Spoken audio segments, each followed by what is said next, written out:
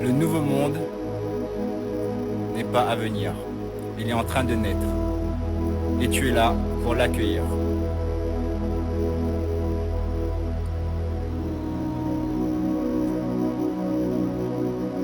Essayez de rester debout et rester ancré parce qu'il va y avoir encore beaucoup de chamboulements.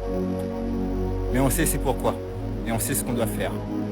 Ce flow, ce n'est pas une vidéo, c'est une mémoire réactivée, un appel sacré, une vibration pour ceux qui n'ont jamais quitté leur poste, solide comme un roc. Allez les amis, namasté, à très vite, à très bientôt. Amis des auteurs. Si vous cherchez Saint-Germain-des-Prés, vous êtes dans la mauvaise direction. J.L. Trevor nous a fait des crêpes. Je fous tout en l'air. Et donc tu fais le con tous les mois? Je fais le con tous les mois. Ça va faire de la pub, l'ami des auteurs, mais pas comme vous croyez. Salut les scribouillards. Les caprices de la matrice numéro 10. Je n'ai pas spécialement de thématique pour cet épisode. Je consulte toujours l'actualité au niveau des médias alternatifs, mais je la survole essentiellement. Si je devais faire une mini revue de presse, qu'est-ce que je pourrais mentionner? La mort du pape un lundi de Pâques, ça ne s'invente pas. Le procès de P. Diddy, une guerre qui éclate entre guerre larvée puisque c'est une vieille histoire, mais guerre qui éclate entre l'Inde et le Pakistan, des images toujours déconcertantes, donc on ne sait pas trop s'il faut se dire que c'est dû à la multiplication des appareils de capture d'images, puisque tout le monde maintenant a un smartphone sur lui et donc peut enregistrer toutes les images de ce qui se passe autour de lui, ou s'il y a des petits malins qui s'amusent avec des technologies de type intelligence artificielle pour créer des images toutes plus insolites les unes que les autres. Donc on a l'exemple de cet orage dans le Tennessee. Voilà, des exemples, il y en a. Les technologies de deepfake deviennent toujours plus criantes de vérité.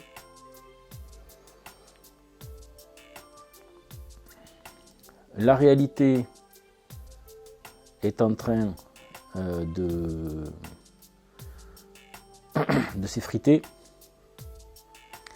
La réalité est en train de revenir dans la face des gens comme un boomerang. Alors on va écouter l'intervention d'un entrepreneur. Je ne sais pas sur quel plateau de télévision c'était. Je vous passe l'extrait. Est-ce que vous seriez favorable à une hausse des impôts, vous, Sam? Ouais, faut qu'ils arrêtent. Franchement, faut vraiment qu'ils arrêtent. Moi, juste la situation. Donc, moi, j'ai ouvert mon entreprise, j'avais 25 ans. Là, je finis ma 3e année. J'arrête, c'est terminé. J'ai une boîte qui tourne bien. Je peux embaucher. J'ai feu vert bancaire. Je veux faire tout le monde. Je fais des très beaux chiffres d'affaires. Mais alors, j'arrête. Parce qu'au final, vous essayez d'entreprendre dans ce pays et on vous prend tout. Vous payez 48 d'URSSAF, 23 d'IS, on vous reprend, alors en plus des 48 d'URSSAF, on vous reprend 15% d'impôt sur le revenu.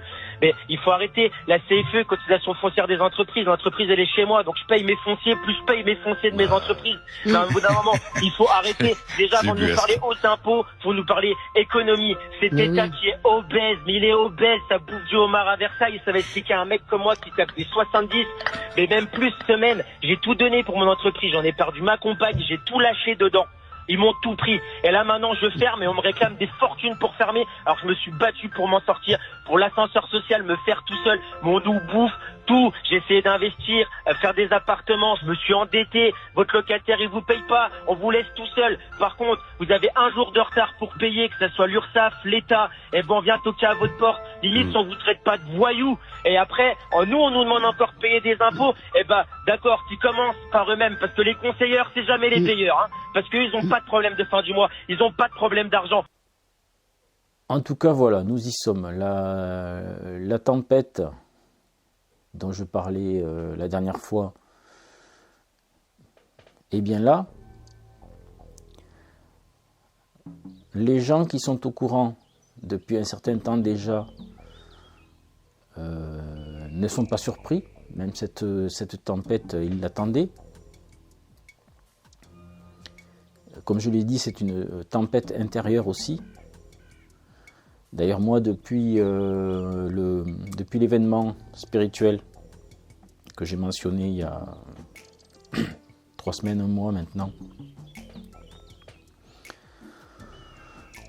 je me suis beaucoup tourné vers moi-même. Voilà, ce qui se passe dans le monde n'est qu'un tumulte périphérique. Hein, j'ai utilisé l'image de l'œil du cyclone. J'essaie de me maintenir dans l'œil du cyclone et vous voyez bien que tout autour... Alors, si je prends mon cas très concret, donc je suis dans l'œil du cyclone, j'essaie de m'y maintenir, je fais un travail sur moi, je fais mon propre examen intérieur, je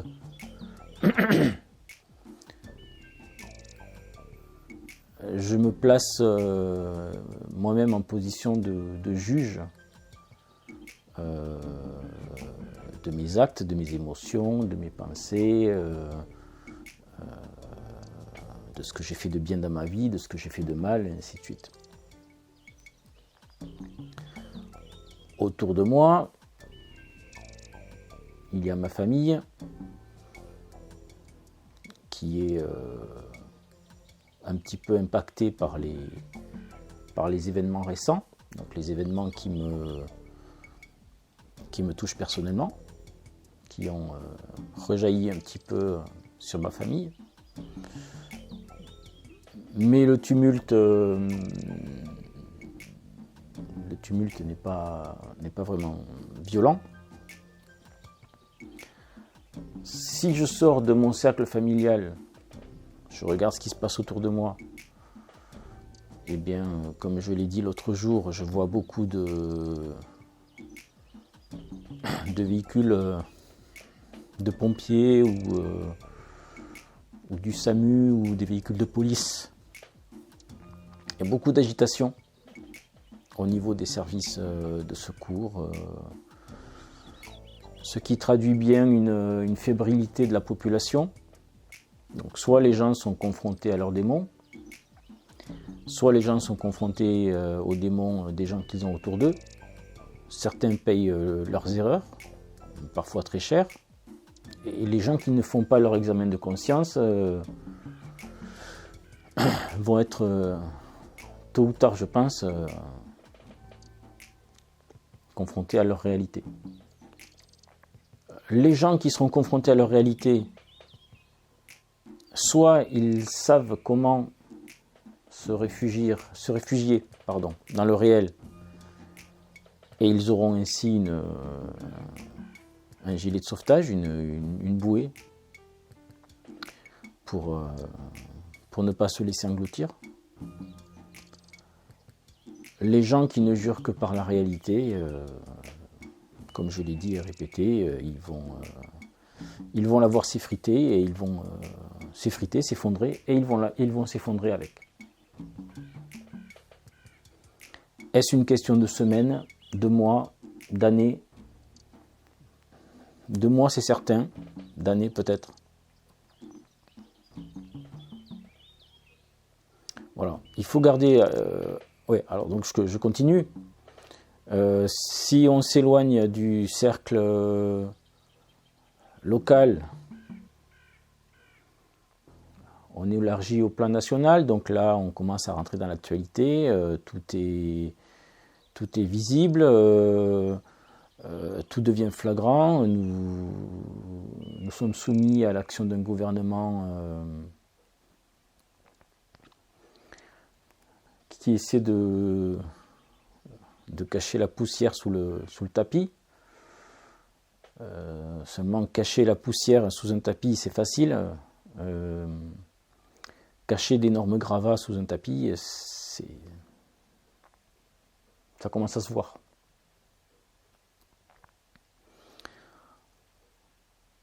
Donc, au niveau national, ça grince des dents, et c'est bien normal, il serait temps que les gens se réveillent. Et on continue d'élargir le cercle. À l'échelle européenne, même chose. Voilà, et puis tout est à l'avenant, vous élargissez le cercle et vous avez la réalité au niveau mondial. Donc des conflits, une guerre économique, un grand méchant président américain digne des plus terrifiants croque-mitaines. We're going to help the people of Gaza get some food. People are starving, and we're going to help them get some food.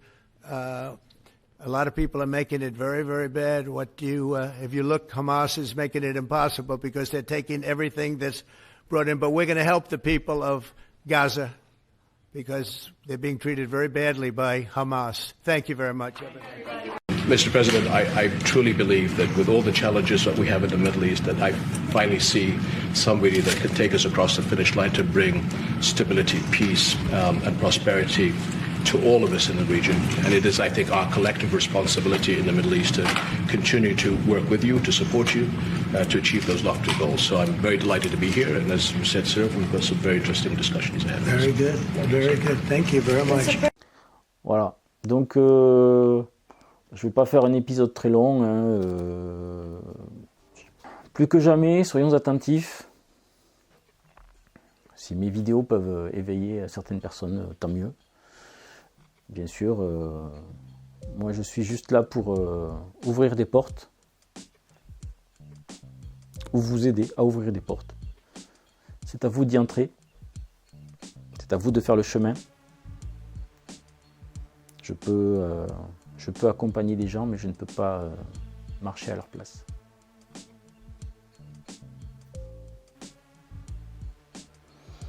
C'est pas la peine d'épiloguer, voilà.